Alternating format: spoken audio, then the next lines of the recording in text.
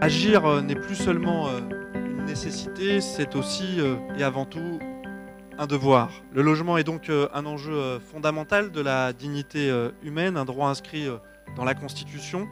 Il est aujourd'hui redevenu cette urgence que l'on pouvait penser régler il y a 40 ans. Nous, à Fontenay, on prend toute notre part à cet effort de construction avec l'ambition de construire 172 logements neufs par an en moyenne entre 2015 et 2030, tout en maintenant une offre locative sociale à hauteur de 33% de logements sociaux sur l'ensemble de notre territoire. Face à l'urgence, il est important de ne pas confondre vitesse et précipitation pour éviter de créer les problèmes que les générations futures auront à affronter. J'ai le souci constant de permettre aux Fontenaisiennes et aux Fontenaisiens, qu'ils soient jeunes ou retraités, actifs ou non, de pouvoir rester dans leur ville et d'y construire leur avenir. Cette charte est donc un outil qui va participer au développement durable de Fontenay, à sa qualité architecturale de son paysage et à la satisfaction de ses besoins en matière d'habitat et de cadre de vie par son impact sur une production privée de qualité.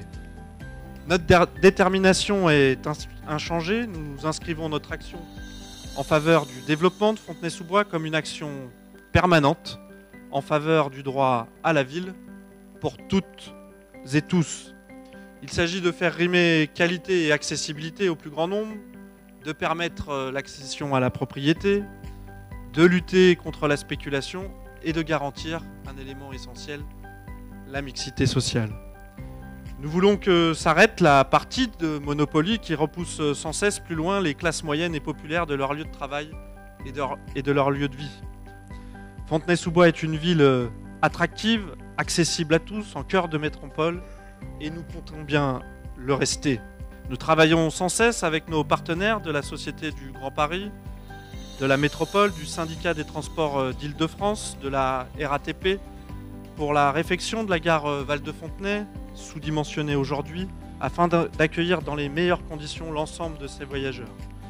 Vous avez dû aussi entendre dans la presse que nous avons eu récemment des avancées sur le prolongement de la ligne 1 et nous militons ardemment pour que cette ligne 1 arrive à Val-de-Fontenay dès 2025. Le prolongement du tramway T1, bloqué jusqu'à présent à Noisy-le-Sec pour des intérêts plus que locaux, connaissent une évolution positive et puissent enfin arriver à Val-de-Fontenay.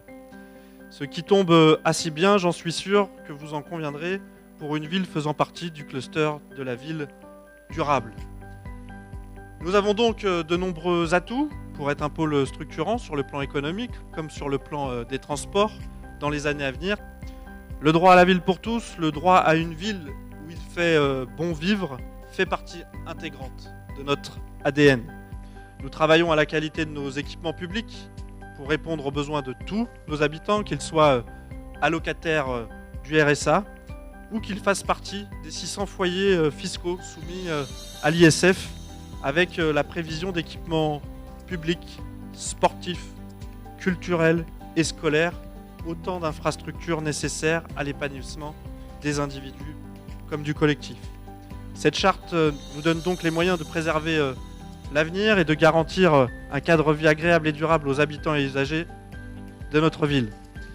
C'est ainsi un outil, je le crois, pour bien vivre et mieux vivre ensemble.